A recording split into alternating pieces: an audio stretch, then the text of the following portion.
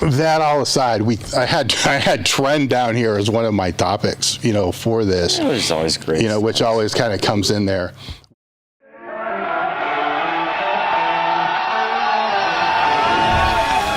It's time to sit down, keep it real, and cut the bullshit. Welcome to Table Talk.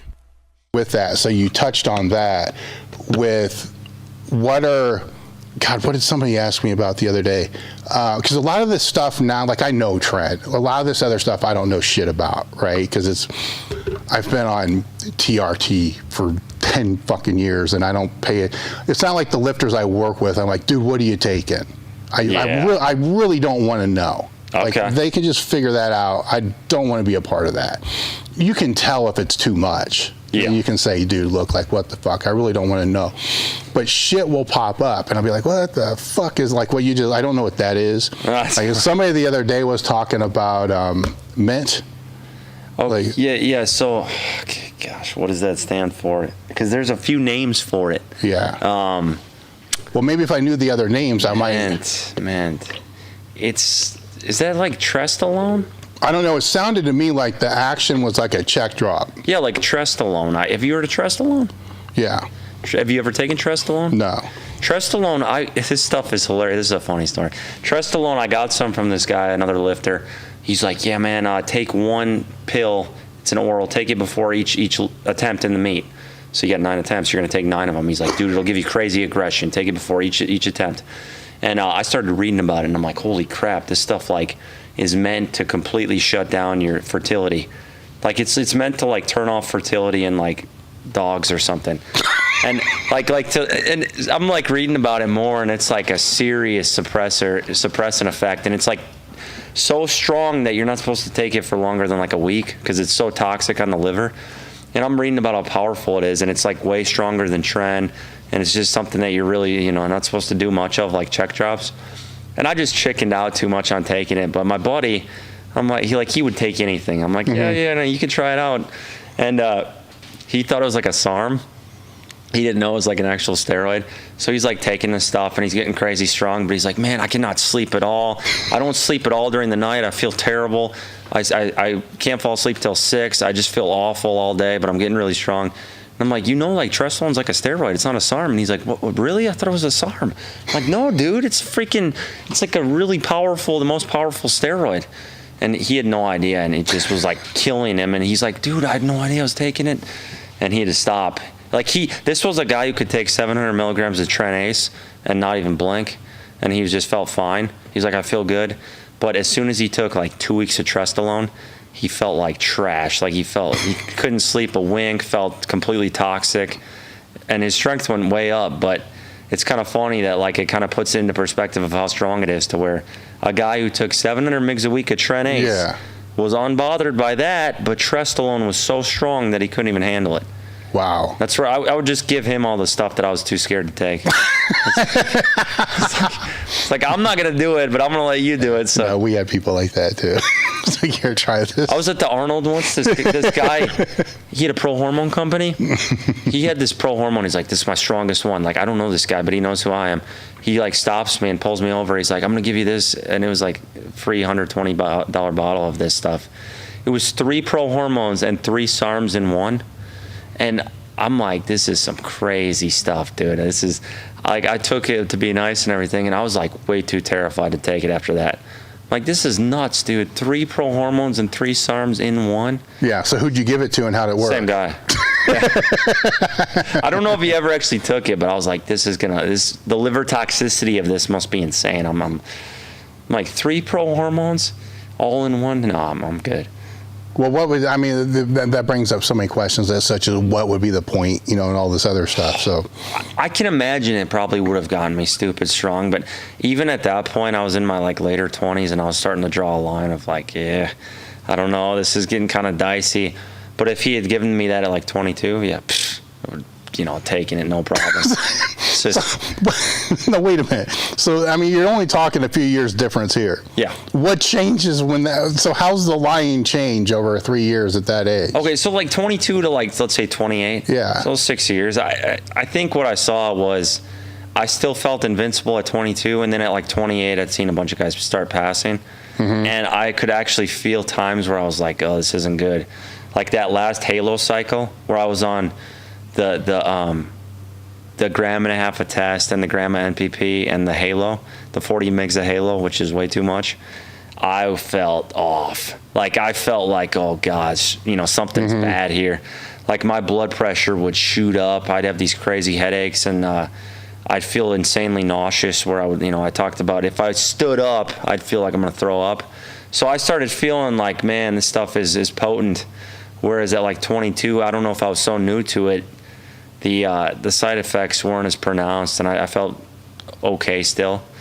So I think it was more that coupled with seeing guys like actually start passing, where I started to get a little more hesitant of just taking whatever. But I mean, well, I say that, and I was taking 3 grams, but I don't know. It was I think too, as I got older, I leaned more into injectables than orals, because orals are when you really feel like trash. Oh yeah. I never felt crappy on injectables like I did on orals. So I only used orals before, just like a month before. I used to have this rhyme, before a meet, you lower the tabs, or you lower the jabs and up the tabs. It's just based upon half-life, it makes sense. Like what exactly is, testosterone ethanoate going to do for you the week before a meet? Yeah, it's a good point. Gonna do dick, but orals will. So let's just trade those milligrams with the orals, and then run it that way and push. Where, as far as dose mitigation, that it wasn't people passing when I was coming through. It was seeing them get hurt. Yep. Like muscle tears and shit like that. And it always seemed to be like, okay, there's whatever the weird, there's normal tears, then there's weird ones, right? Yeah. There's like a quad tear, bicep tear, pec tear, kind of like normal tears. Okay, what was he taking? And then normal. Then there'd be like weird shit, like their lat tore off, or they tore their fucking ab off their pubic bone or some shit. And then it was some ridiculous amount where it was that always seemed to correlate.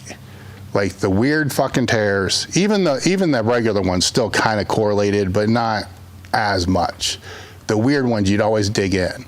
And then if they were telling you the truth, which is rare, even today, everybody's on TRT. Nobody's taking more than fucking 200 milligrams, right? Maybe 300, but goddamn, they're taking a gram, but that's TRT. Yeah. So that's the new lie. Right? Oh, the old lie was just lie by omission. Now the new lie is lie by dose. This is worse. I'm like, I freaking hate that garbage.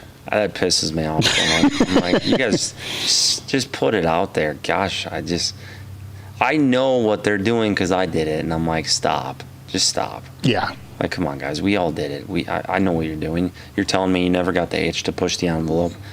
BS, man. Like, I just... That gets me riled up. That's now, if I could put anything out there as a defense for them, it would be the same defense that people had by lying by omission. Yeah. Right? If they always say that, then if they have a prescription, then they're not legally doing anything wrong. Right? Because the prescription may be for 200 or maybe for 400 or something like that. But sometimes it's like, it's not necessary. Like you don't even have to say anything. Just leave it be. Just let people assume that you're taking a gram or 2 or whatever. Just let them, you don't, when they go out of their way, I guess is what I'm saying, when they go out of their way to say, oh yeah, it's just TRT or whatever it is. It's like, dude, come on. You're trying too hard, yeah. Yeah, nobody cares first off, so just fucking let it be. And nobody's gonna say, oh my God, look at him, he's only taking 1 cc a test. Like whatever, it's like he only does 1 hit of heroin a day instead of 10. Like what's like the fucking difference? No, I mean that's a really good point. And I mean, did you have a lot of those? One thing that would happen, especially with the older gear when it wasn't as good. Like now the gear's better quality, even if you get it underground, it's a lot better quality. But back then there wasn't as much, and it was a lot sketchier. I would get these bad shots, like it would happen all the time, where you do a normal shot just like always, and something would go wrong. And so for the next week, you can't move right. You can't reach the bar on deadlift. Like you can't deadlift for a week because you. What do you mean? What do you mean, like scar tissue or just like muscle tightness? What are you talking about? So here? let's say a glute shot that goes wrong, like everything's normal, and then maybe the next day you wake up and you can barely move. Like it's swollen.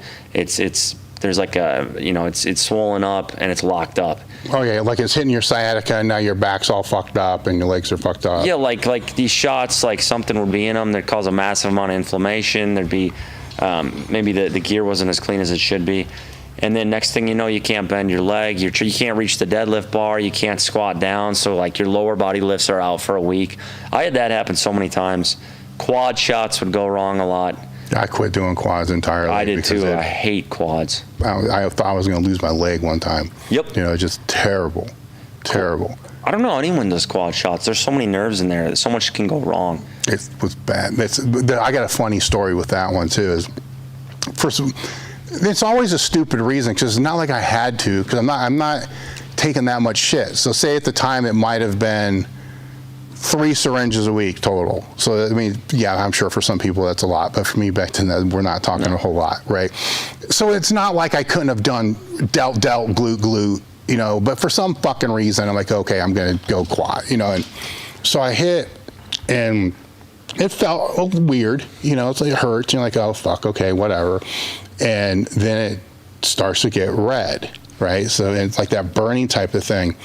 And so I take a picture and I get a hold of my doctor. I'm like, dude, I took this fucking shot. And he's like, you need to put heat on it, I think is what he said. So I put like moist heat on the thing you put in the microwave and shit like that. So I put that on there. Now keep in mind it's red and it's hot to begin with. So I keep putting heat on that thing. And after doing that for a day, the next day my leg is burnt. Man, it's all red. It's fucking like I'm blistered and shit. I'm like, what the fuck? You know, so now I go to see him and he's like, what the fuck?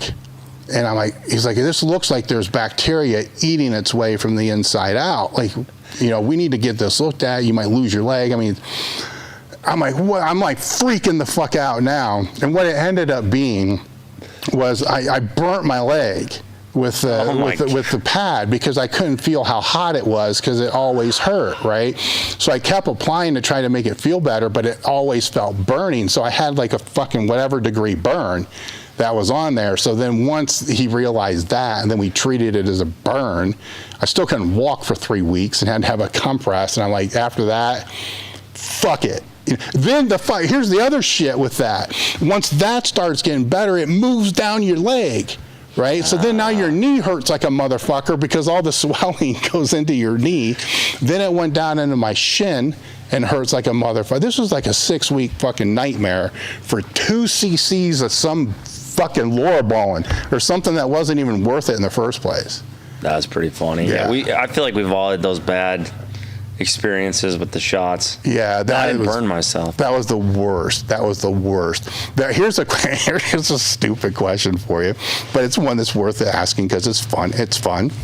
You ever have the geysers? So you shoot it in there. What do you do? Because like 2 cc's of your shit just left out your ass. Do you have to take another shot or you just roll with it? I rolled with it, but I would have those every once in a while. Yeah, so this is kind of interesting, guys, because this wasn't very common, but we've all been there. I probably had it happen, you know, a dozen times. You'd pin your glute, especially. It was always the glute. And just like normal, nothing out of the ordinary. And as soon as you pull the syringe out, like blood would just shoot out across the room. And it like doused the wall. And it wasn't a ton, but it was just like, it was enough to make it look like somebody got hurt. Yeah, it was kind of crazy. And those happened quite a bit. Now, this wasn't like painful, but it was really weird. And, yeah, I had that happen quite a few times. I always took another shot. I just went with it. I was like, all right, whatever. I figured I blew my shit out. Like, if I put 3 cc's in, that had to be 2. That's how I thought about it, right? So yeah, it's possible. I never thought much. I just rolled with it, but it did, like, because it would get on, like, the white bathroom walls and shit, so it was a mess. Yeah. Well, did you ever get trend cough? Yes, I've had that a couple times. It's not that bad. It's not that bad, but there were a couple times I was concerned and would get in like a cold bath because I'm like, I need to do something. I don't know why I thought that was going to make any difference. You know, it's like, this don't feel right. Like, I have no idea why. Well, but there was a trend cough hack I read about and it worked. So I would always do that. So every time I'd pin trend, I'd have 8 ounces of water next to me. And they're like, as soon as you feel that in the back of your throat, you feel it coming on, slam the glass of water, like drink it, and it stops it. Mine wasn't so much like I would get like the cough. It was like this weird fucking feeling, like this weird heart type of feeling. Oh yeah. That was like and that's what was freaking me out. Like, okay, like what the fuck? Like my heart rate's real high. So that's why now it makes sense. I'm thinking if I get in a cold bath, maybe it will bring my heart rate down. Just something's fucked up, and then it would go away. Because the whole time you're like, I'm never doing this. I'm never doing this again. Right? Then like 10 minutes later. Yeah, it goes away and you're like, okay, I'm all right. Yeah, you're on the way to the gym. You're fucking fine. Did you ever have the thing where, I'm trying to figure out, I don't know if I've ever talked about this, but these are fucked up I'm like, stories. no, did anyone else have this issue where, it was when I was on gears, so it has to be correlated, because I never got it, in recent years, but I would be doing squats, like high bar, and I would get done with them, and like my chest area would be like weirdly sore for like a week. Like internally though, not like the muscles. It was like something inside of here, and it would either be on the right side or the left side, and it would sometimes it would be left, sometimes it would be right, but it was like in you. It was like your lungs or something were like sore. It was jacked up, and I would get it from high bar squats. No, I can't remember anything like that. I'm like, that can't be good. I remember things kind of like that from like strip sets on leg presses that are just stupid, things like that, where I thought I broke something, like I broke my heart, I thought something happened, but it would go away, then it'd be fine. Well, this would last for like a week to where it was kind of hard to breathe. I was like, what in the heck is going on? And it would only be from squats, but it was like, it wasn't the muscle. Like you could feel it was something, lungs or heart. It was weird. I had weird shit that would be more rib oriented. Okay. A little bit lower where it'd be like, what the fuck? And we would just say you have a rib out, whatever that fucking means. And I've heard that. put another belt over your ribs next time you squatted, and then a week later it'd be fine. It would go away. And that's what those Velcro belts are for. Yeah. So you'd have your regular belt, then you put that over there because you got a rib out. God, there was a time when Chuck had ribs out or whatever it was, and it was before one of the meets, and so he had 3 belts on it. It was like 3 belts, and with the monolift, we had it's a monolift, right? So we'd have to take it out of the monolift and set it, on his back. Then he would do a set, and we'd have to set it back in his back, back into the monolift for him to. And there were I think it was 3. It was 2 belts and like knee wraps. Like the whole torso was like all wrapped up. And looking back, it's fucked up. But at the time, it was like normal. It's like, okay, whatever. There's a meet 2 weeks away. This is what he's got to do. Yeah. But looking back, it's like, this was dumb as fuck. Like he probably should have just not rested. Yeah. And would have been better. Oh my God. For the meet. But that was one of the times where I can remember most of us were like, this is probably not a good idea. But fuck it, you do it. That's what we talked about earlier. You justify a lot of things. You're like, yeah, it's fine. And I did that for so many things that would feel off, where I'm like, yeah, it's just part of the game. I'm all right. Whether it's medically and, something like that, or whether it's just like a muscle tear, you're just like, yeah, it's part of the game. Mm-hmm. Let's keep rolling. So a different mindset where we overlooked a lot of those things that we're like, oh, this is a red flag. Yeah. It's a problem. I wonder sometimes if it's necessary, though, right? Because you think back, and I'm sure you pulled a lot of times where your hamstrings were a little jacked up. Oh, yeah. But you're doing it even if they were a lot jacked up, you're still doing it. Yeah. The time I went to Mark Bell's, my hamstring was purple and blue, the whole hamstring, and I'm like, I'm still going to try the 900. Yeah. Well, what are you going to do? Like, you're scheduled out for this big event. And I'm like, I'm not going to skip it because my hamstring, and it was like fully bruised down the back end. I'm like, I got to try it. That was just part of the game. So I tried. Yes, I believe so. And I think that those are the things when you look back on, you're like, yeah, sketchy. But at the same time, I know, everybody else knows, nobody was going to talk you out of it. No. You're still doing it. The only question I have looking back at shit like that was it necessary? My answer is physically no, mentally yes.